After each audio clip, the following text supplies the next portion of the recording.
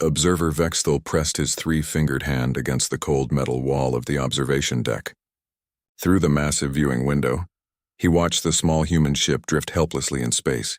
Its engines were dead, its hull scarred by energy burns from their attack. Soon they would have fresh subjects for the arena.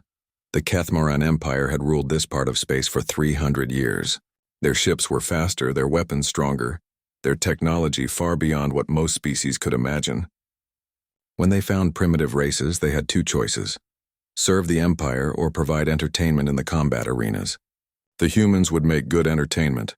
"Target is disabled, Commander," announced the ship's captain through the communication system. 5 life forms detected aboard. All appear to be adult specimens. Commander Mordak stood beside Vexthal, his massive frame casting a shadow across the observation area. Like all Kathmaran, he was nearly 3 meters tall, with thick gray skin and 4 powerful arms. His species had evolved as hunters on a harsh world, and they brought that hunting instinct to the stars. "Excellent," Mordak said, his voice deep and rough. "Vexthal, what do you know about these humans?" Vexthal consulted his datapad. He had been studying primitive species for 20 years, cataloging their strengths and weaknesses for the arena games. They come from a small blue planet in the Sol system. Basic technology, mostly chemical rockets and simple energy weapons. They have been fighting among themselves for thousands of years, but they have never faced a truly advanced enemy. "Perfect," Mordak said. "The crowds love watching primitive species try to fight with their crude weapons. How long do you think they will last?" Vexthal considered the question. Most species lasted only minutes in the arena before they were torn apart by the various creatures and traps. Perhaps 1 standard time unit if they are clever. Humans seem to have some basic intelligence, but they lack the size and strength of more impressive species. Through the window, Vexthal watched as Kathmaran soldiers in powered armor flew across the space between the ships. They cut through the human vessel's hull with energy tools, creating an opening large enough to enter. Within minutes, they would have their prisoners. The human ship was small and basic by Kathmaran standards. It carried no heavy weapons, no energy shields, no advanced computer systems. The hull was made of simple metal alloys, the kind that primitive species used when they first learned to leave their home planets.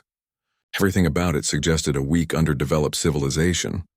"Sir," came another voice over the communication system, "we have encountered some resistance. The humans are organized." Mordak frowned. "Organized? They are trapped on a disabled ship. What resistance could they possibly offer? They have created defensive positions using their ship's internal structure. They are using projectile weapons with surprising accuracy. 2 of our soldiers have been injured." Vexthal raised his primary eye ridge. Most primitive species panicked when faced with Kathmaran soldiers. They either surrendered immediately or ran around in terror. For humans to mount an organized defense was unexpected. "Use sleep gas," Mordak ordered. "We need them alive for the arena." 20 minutes later, the soldiers returned with 5 unconscious humans. Vexthal studied them carefully as they were placed in holding cells. They were smaller than most species the Empire encountered, with thin skin and fragile-looking bones. Their technology was primitive: simple clothing, basic equipment, weapons that used chemical explosions to throw small metal pieces. The leader appeared to be a male with dark hair and serious features. According to the identification found on him, his name was Lee Taemin, and he held the rank of commander in something called the Earth Defense Force. The others were younger, 2 males and 2 females, all wearing similar uniforms. "They do not look impressive," Mordak said as he examined the prisoners. "Are you certain they will provide adequate entertainment?" Vexthal was not certain of anything. Something about the humans bothered him, though he could not identify what. During their brief fight aboard the ship, they had not panicked. They had not wasted ammunition on impossible shots. They had worked together with a level of coordination that seemed unusual for such a primitive species. "We will know soon enough," he said. "I recommend we place them in Arena 7. It has the most varied terrain and creatures. If they are to provide entertainment, we should give them every opportunity to show their capabilities." As the humans were processed for arena combat, Vexthal reviewed their personal effects: simple weapons, basic communication devices, and something that caught his attention: detailed maps and technical documents about mining operations on various worlds. These were not random travelers or explorers. They were returning from some kind of mission. One of the females, identified as Song Hee-rim, had pilot training records that showed experience with multiple types of aircraft. Another, Kim Da-eun, carried precision shooting awards and reconnaissance training certificates. The youngest, Choi Woo-jin, had extensive medical training. Park Ji-woo's records showed expertise in demolitions and engineering.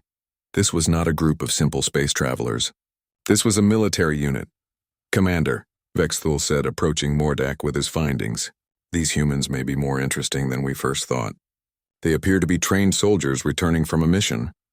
Mordak laughed, a sound like grinding stone. "Soldiers? Look at them. They are tiny creatures with weak weapons. What kind of military could such beings possibly represent?" But Vexthul was not so sure. As he watched the unconscious humans in their cells, he noticed things that troubled him. Even in sleep, they maintained disciplined positions. Their equipment, while simple, was well maintained and efficiently organized. Their ship, though basic, had been modified for maximum functionality. These were not the characteristics of a primitive species. These were the characteristics of a species that had learned to make the most of limited resources. When the humans began to wake, Vexthul watched their reactions carefully. No panic, no despair. Lee Taemin quickly assessed their situation, checked on his team members, and began examining their prison with calm, professional attention. He spoke quietly to his companions, and they responded with nods and brief acknowledgments. Within an hour of waking, they had established a communication system using hand signals, identified the weak points in their cell structure, and begun developing what appeared to be an escape plan. "Fascinating," Vexthul whispered to himself. "Most species spend their first day in captivity weeping or raging. These humans are planning. The arena games would begin tomorrow. The crowds were already gathering, excited to see the new primitive species fight for their lives. Betting was heavy on how quickly the humans would be eliminated. But as Vexthul watched Lee Taemin calmly organize his team for whatever was to come, he felt the first stirring of doubt. Perhaps these humans would provide more entertainment than anyone expected. Perhaps they would provide too much entertainment. The thought made him uncomfortable, though he did not yet understand why. The arena stretched for kilometers in every direction, a massive enclosed space that could have held a small city. Vexthul stood in the observation tower, looking down at the artificial landscape below. There were dense forests with alien trees, rocky mountains with hidden caves, ruined buildings that looked like destroyed cities, and wide-open plains with nowhere to hide.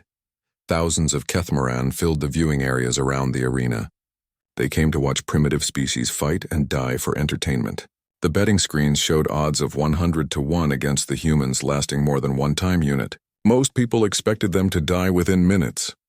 "Release the subjects," Commander Mordak announced into his communication device. 5 transport pods dropped into different areas of the arena. Each pod contained one human and basic equipment, simple projectile weapons, limited ammunition, basic survival gear, and communication devices. The weapons were primitive by Kethmaran standards, but they would give the humans a chance to fight before they died. Vexthul watched as Lee Taemin emerged from his pod in the ruined city area. The human commander immediately looked around, taking in his surroundings with quick, careful movements. Instead of searching for weapons or shelter, he moved to high ground and began making signals with a piece of reflective metal. In the forest, Park Ji-woo crawled out of his pod and disappeared into the thick trees within seconds. Kim Da-eun landed in the mountains and was scaling a cliff face before her pod had finished opening.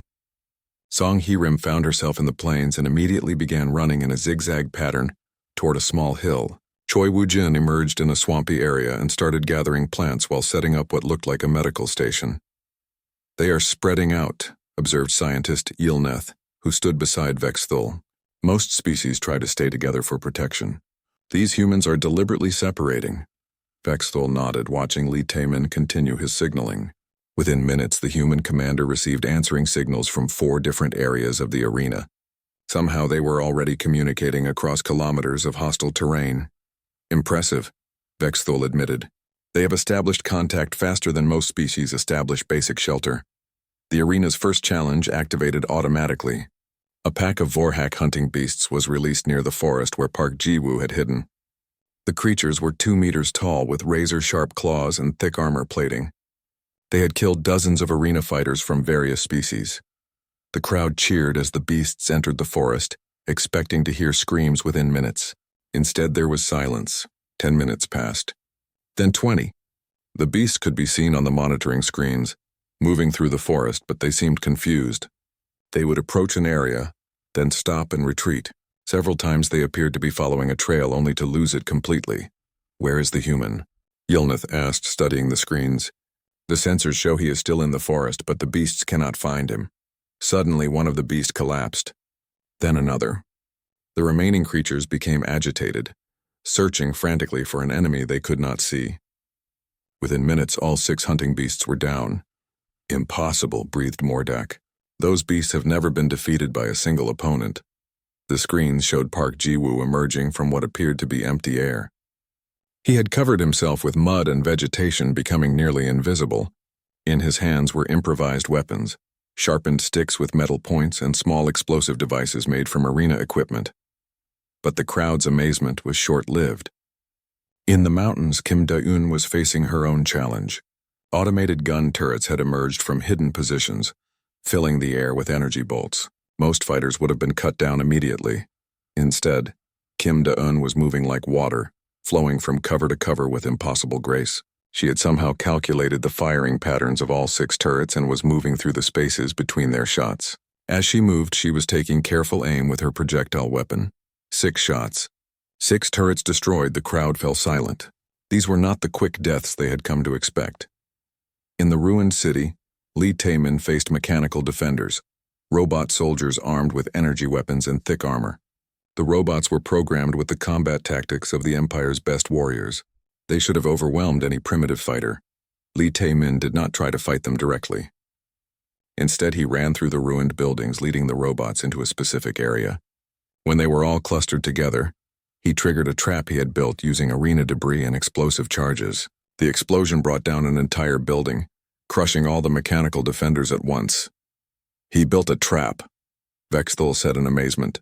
In less than one time unit, he analyzed the terrain, predicted the robot's behavior, and constructed a tactical trap. Song Hyerim was dealing with flying attackers, small drone fighters that swooped down from above with energy weapons. She had found a way to jam their guidance systems using her communication equipment, then brought them down with precise shots as they flew blindly. Choi Woo-jin faced the arena's biological hazards, poisonous plants, toxic gases, and contaminated water.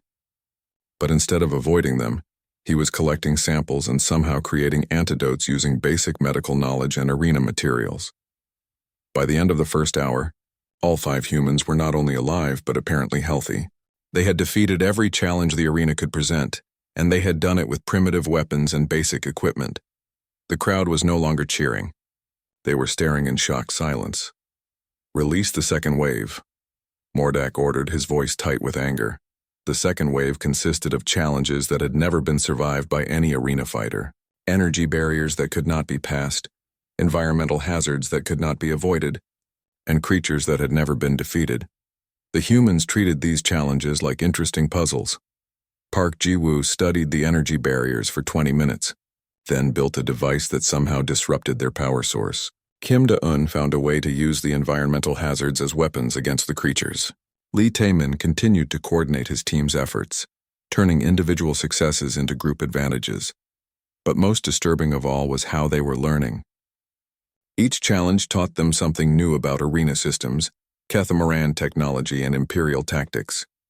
They were not just surviving, they were studying.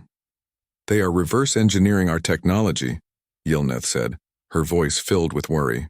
Look at what the demolitions expert is doing. Park Ji-woo had taken apart several disabled arena systems and was building new devices. His improvised weapons were now more powerful than the original arena equipment.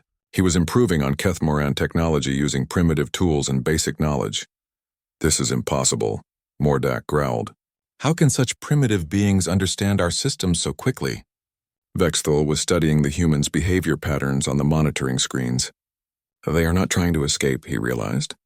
They could have found ways out of the arena by now, but they are staying. They are learning everything they can about our capabilities. The implications hit him like a physical blow. These humans were not fighting for survival. They were gathering intelligence. As the second hour ended, the humans had not only survived impossible challenges, but had begun modifying arena systems for their own use. Song Hee-rim was flying a captured drone fighter. Choi Woo-jin had established a fully functional medical facility using arena resources. Kim Da-eun had created observation posts that gave her complete visual coverage of the arena. The crowd had begun to leave. This was not entertainment anymore. This was something else entirely. "Commander," Vexthul said quietly, "I recommend we end this immediately." "Why?" Mordak demanded. "They're still trapped in the arena." "No," Vexthul replied, watching Lee Tae-min coordinate his team's movements with calm precision. "I do not think they are trapped at all. I think we are." Commander Mordak's frustration filled the command center like a storm. He had ordered 3 escalations of arena challenges in the past day, and the humans had defeated each one. Worse, they seemed to be getting stronger with every challenge they faced. "Deploy the Keth-Moran battlemechs," he commanded. "If they want to play with advanced technology, let them face our military equipment." Vexthul watched in growing horror as 6 massive combat mechs dropped into the arena. Each mech stood 5 meters tall, armed with energy cannons and protected by shield generators. They were designed to fight entire companies of enemy soldiers. Surely 5 primitive humans could not stand against such power. Lee Tae-min gathered his team in the center of the arena. They stood in a small circle, talking quietly while the mechs approached from all directions. Vexthul expected to see fear in their faces, but instead they looked calm and focused. The mechs opened fire with enough energy to level buildings. The humans scattered, but not in random panic. Each person moved in a different direction, following what appeared to be a planned pattern. As the mechs turned to track their targets, the humans were already moving to their next positions. "They are using the mech's own firepower against them," scientist Yilneth observed, studying the tactical display. "Look, they are maneuvering the mechs into positions where they interfere with each other's targeting systems." She was right. Park Ji-woo had somehow calculated the exact angles needed to make the mechs block each other's shots.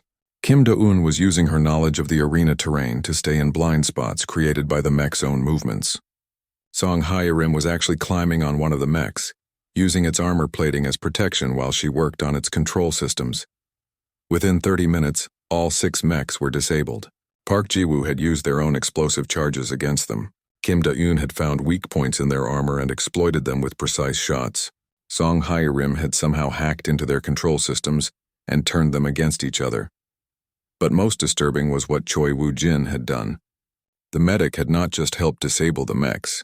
He had carefully documented their technology, taking detailed recordings of their weapons, shields, and control systems.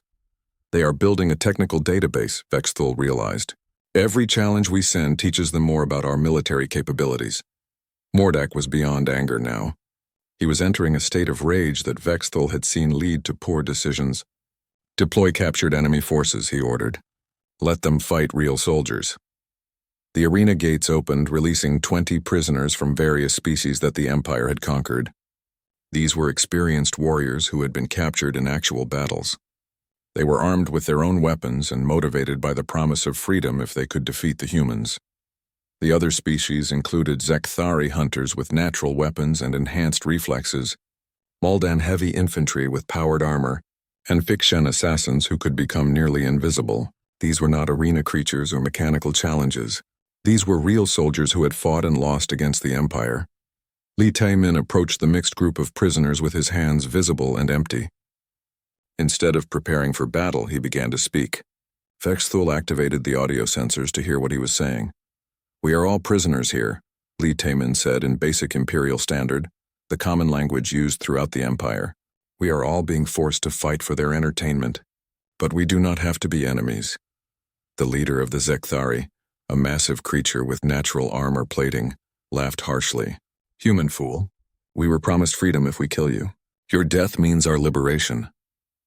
"Freedom to return to worlds that the Empire has already conquered?" Lee Tae-min replied calmly. "Freedom to watch your species serve as slaves? The Empire does not grant true freedom. It only offers different types of chains." What happened next shocked everyone watching. Instead of fighting, the humans began sharing their resources with the other prisoners. Choi Woo-jin provided medical care for wounded warriors. Park Ji-woo shared his improvised weapons and showed others how to build similar devices. Kim Da-eun taught improved shooting techniques. Song Hae-rim demonstrated how to disable Imperial technology. Within hours, the arena had become something unprecedented. A multi-species military academy, where humans were teaching other races how to fight more effectively against Imperial forces. "This is unacceptable," Mordak declared. "Deploy the final protocol. Release the Korthak beast." Vexthal felt his blood chill. The Korthak beast was the arena's ultimate challenge. It was a genetically modified creature from the Empire's most dangerous world, standing 8 meters tall with energy-resistant hide and natural weapons that could cut through battle armor. In 50 years of arena games, no opponent had ever survived an encounter with the Korthak beast.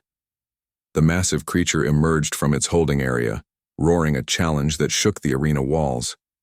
The mixed group of prisoners scattered as any sane beings would do when faced with such a monster, but the humans did not scatter.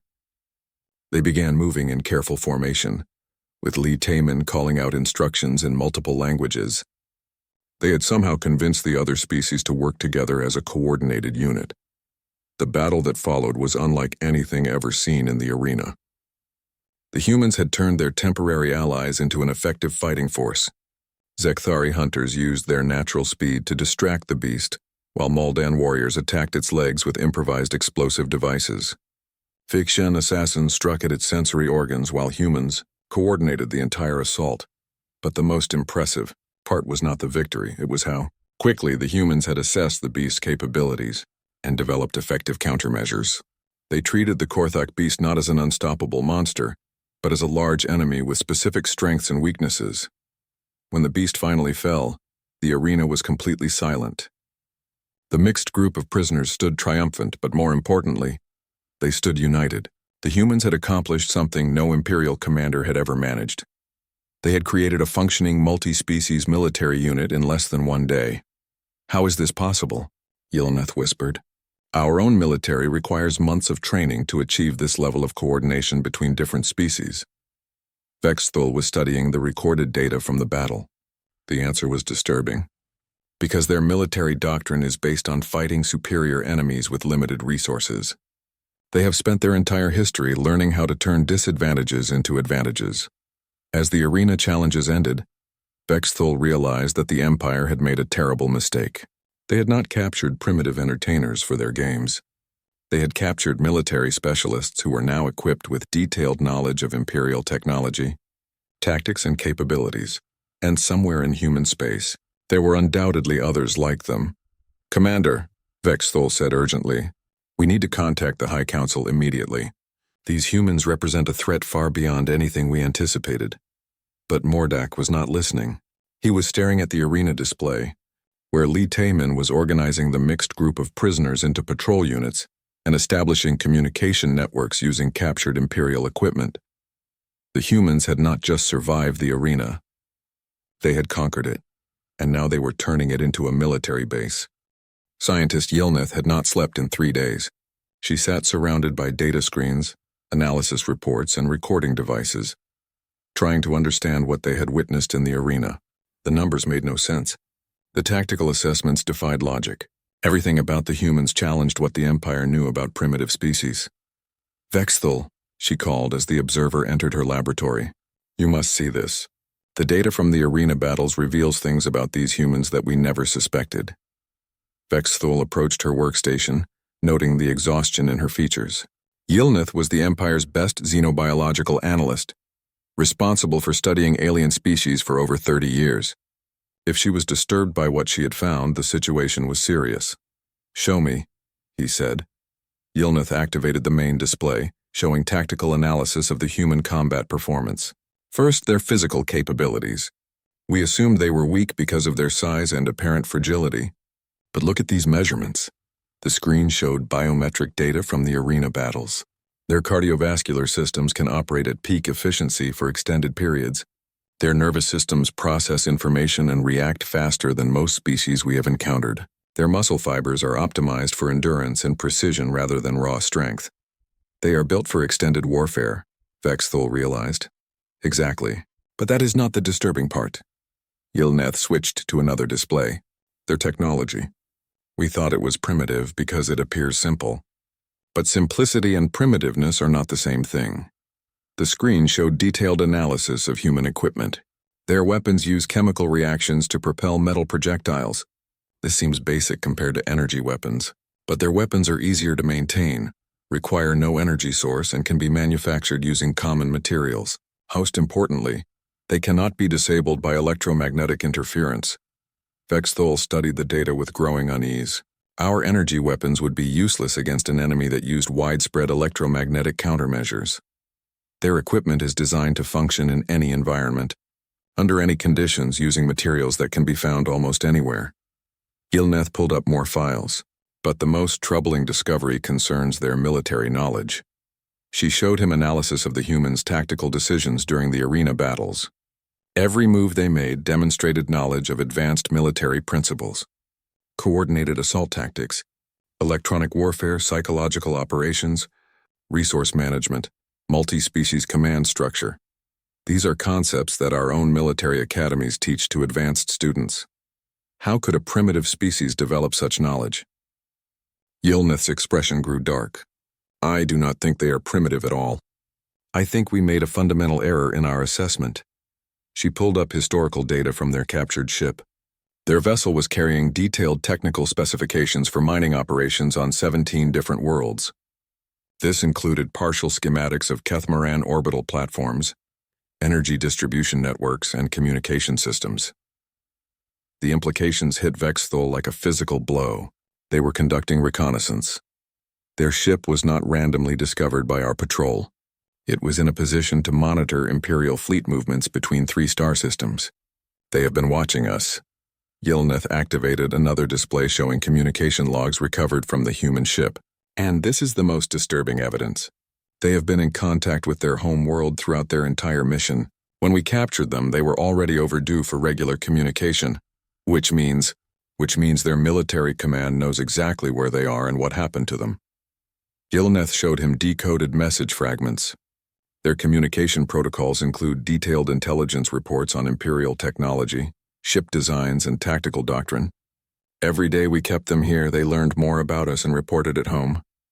Vexthol felt cold understanding wash over him. The arena battles were not entertainment for them. They were training exercises. They used our own challenges to test Imperial military systems under controlled conditions. They now know the capabilities and limitations of our combat mechs, our automated defenses, our weapons technology, and our command structures. But Yilneth was not finished. She pulled up the most disturbing file of all, a cultural analysis of human civilization based on data recovered from their ship. Their historical records show over 5,000 years of continuous warfare. Not occasional conflicts or territorial disputes, constant, evolving, sophisticated military competition. The display showed timeline after timeline of human conflicts. Wars involving millions of soldiers, weapons of incredible destructive power, tactical innovations that appeared and spread within years. They have spent their entire civilization learning how to fight enemies with superior technology and win. Every major advancement in their society came from military necessity, Yilneth continued. Their computers, their material science, their medical technology, even their space travel, all originally developed for warfare. Vexthol studied the human historical data with growing horror. They are not a primitive species that happens to be good at fighting. They are a warrior species that has developed technology. And now they know everything about us. Yilneth showed him the final analysis. Based on their arena performance, I estimate they were operating at approximately 60% of their actual capability. They were holding back. Holding back? Why? Because they were learning. A species that has spent 5,000 years fighting superior enemies does not waste opportunities to gather intelligence. Suddenly, alarms began sounding throughout the research station. Emergency lights flashed as the communication system crackled to life. All personnel to emergency stations, came Commander Mordak's voice. We have detected incoming ships of unknown configuration. Multiple contacts approaching at high velocity. Vexthol and Yilneth rushed to the command center where chaos reigned. The tactical displays showed dozens of small ships approaching the station from multiple directions. Their design was unlike anything in Imperial databases. Human ships, Yilneth said quietly. They have come for their people. Impossible, Mordak declared. We are deep in Imperial space. How could they have found us so quickly? Vexthul looked at the tactical display and realized the truth. The approaching ships were moving in perfect coordination, following attack patterns that exploited every weakness in the station's defenses. They knew exactly where to strike because they had been given detailed intelligence about the station's design. The humans in the arena, he said. They were not prisoners. They were reconnaissance specialists. They have been mapping our defenses and transmitting the information to their fleet. As if to confirm his words, the arena communication systems suddenly activated. Lee Taemin's voice filled the command center, calm and professional. Imperial forces, this is Commander Lee Taemin of the Earth Defense Force. You are surrounded by human Navy vessels. Stand down your weapons and prepare to surrender the station. You have 3 minutes to comply. Mordak snarled in rage. We have superior firepower. Our weapons can destroy their primitive ships. Commander, Yilneth said urgently, I recommend immediate surrender. These humans have been studying our military capabilities for days. They would not attack unless they were certain of victory. Through the viewing ports, they could see the human ships moving into attack formation.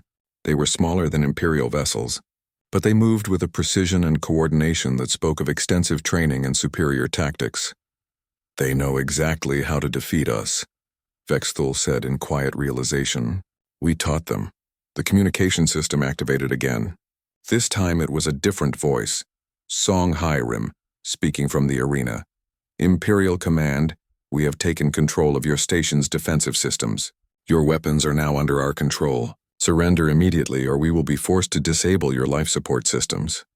Mordak looked at his command displays in disbelief. Every defensive system showed access denied in human language. How is this possible? He demanded. Vexthul understood now. Because we gave them unlimited access to our technology in the arena. They have spent days learning how our systems work. Now they are using that knowledge against us. The terrible truth was clear. The Empire had not captured 5 human prisoners. They had invited 5 human intelligence specialists into the heart of an Imperial military facility and given them unlimited time to study everything. Now they were about to pay the price for that mistake. The human fleet moved like a living thing through space around the Imperial Research Station. Vexthul watched from the command center as 47 ships positioned themselves with mathematical precision, each one covering specific defensive sectors while maintaining perfect coordination with the others. Commander Mordak stood frozen at his command console, staring at displays that showed his own weapon systems now under human control. Every defensive platform, every energy cannon, every automated system that should have protected the station was displaying access denied in the human language. This is impossible, Mordak whispered. How could they penetrate our security system so quickly? Vexthul knew the answer, though he wished he did not. Because we gave them weeks to study those systems in the arena. Every piece of technology we used against them, they learned to use against us. The main communication screen activated, showing Lee Taemin standing in what had been the arena control room. Behind him, Park Ji-woo was working at multiple control stations while Kim Da-eun monitored security displays. They had transformed the arena into a command center. Imperial forces, Lee Taemin said calmly. This is your final warning. Surrender immediately and you will be treated according to the rules of war. Continue resistance and we will be forced to take more aggressive action. Mordak found his voice. You are outnumbered. This station has a crew of 10,000. You are only 5 people. Lee Taemin's expression did not change. Commander, you are mistaken about several things. First, we are not 5 people. We are the advance team for a much larger force. Second, numbers mean nothing when we control your life support, your weapons, and your ship systems. As if to demonstrate his point, the lights in the command center dimmed, then returned to normal. The message was clear. The humans could cut their life support whenever they chose. Third, Lee Taemin continued, you are assuming this is a rescue operation. It is not. This is a military response to an act of war against the human species. Scientist Yilneth stepped forward. Act of war? We were conducting research. Song Hiram appeared on screen beside Lee Taemin. You kidnapped human military personnel, forced them to fight for entertainment, and subjected them to experiments designed to study their combat capabilities. In human law, this constitutes multiple war crimes.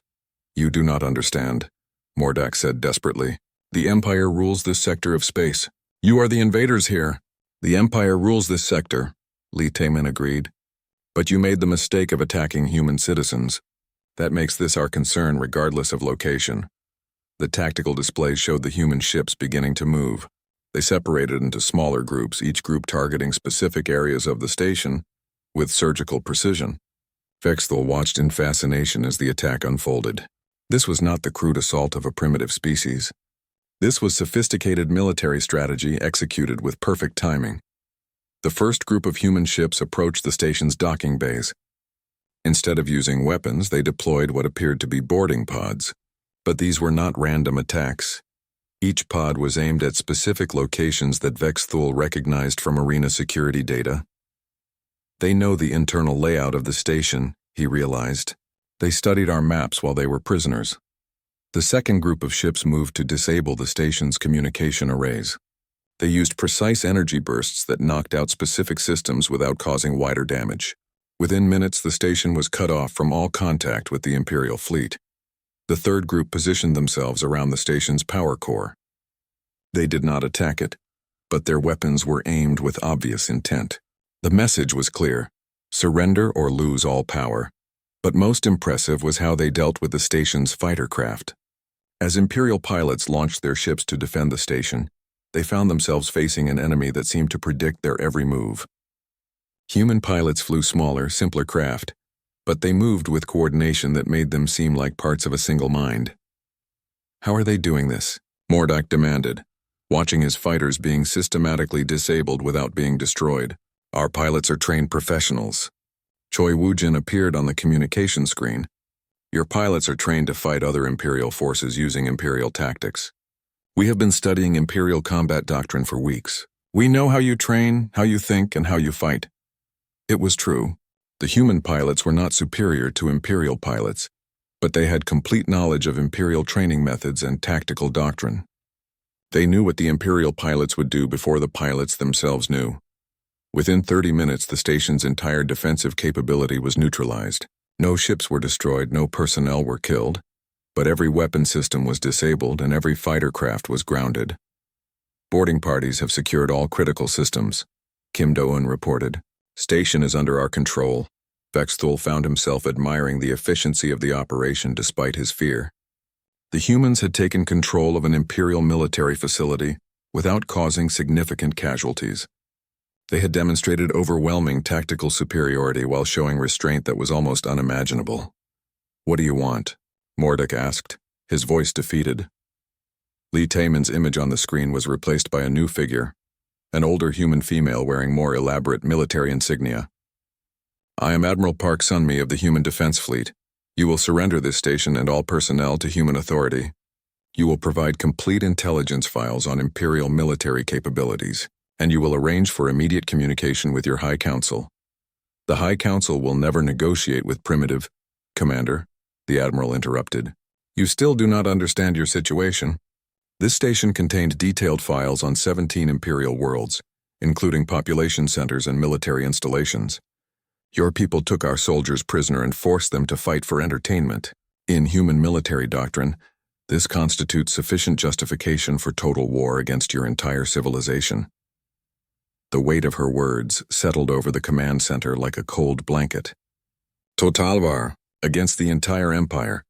However, Admiral Park continued. Humanity prefers diplomacy to warfare when possible. We are prepared to negotiate a peaceful resolution to this situation, but that negotiation will take place between equals, not between captors and prisoners. Vexthal stepped forward. Admiral, I am Observer Vexthal. I have been studying your people. May I ask what humanity's terms would be for such a negotiation? The Admiral studied him for a moment. Immediate cessation of all arena games involving sentient beings. Release of all current prisoners. Formal recognition of human territorial sovereignty, and establishment of diplomatic relations based on mutual respect, rather than assumed superiority. And if the Empire refuses? Mordak asked. Then you will discover why the human species has survived 5,000 years of constant warfare, Admiral Park replied. You will learn what happens when a warrior civilization decides that diplomacy has failed. The communication screen went dark, leaving the Imperial command staff in silence. Through the viewing ports, they could see human soldiers moving through the station corridors, securing the facility with professional efficiency. They could have destroyed us, Yilneth said quietly. They had the capability to eliminate this entire station, but they chose restraint. Vexthul nodded, understanding the terrible implication. They are demonstrating their power while offering us a choice. They want us to understand that they could destroy the Empire if they chose to, but they would prefer not to. What kind of species offers mercy to enemies who have wronged them? Mordek asked. The kind of species, Vexthul replied, that has learned to win wars without fighting them when possible. They are giving the Empire an opportunity to surrender with honor, rather than be destroyed in battle. As human soldiers entered the command center, Vexthul realized that everything had changed. The Empire had thought they were dealing with a primitive species that could be easily conquered or controlled. Instead, they had encountered a civilization that viewed the Empire itself as primitive. The humans had not come to destroy them. They had come to teach them a lesson about the difference between having advanced technology and understanding how to use it effectively. It was a lesson the Empire would never forget.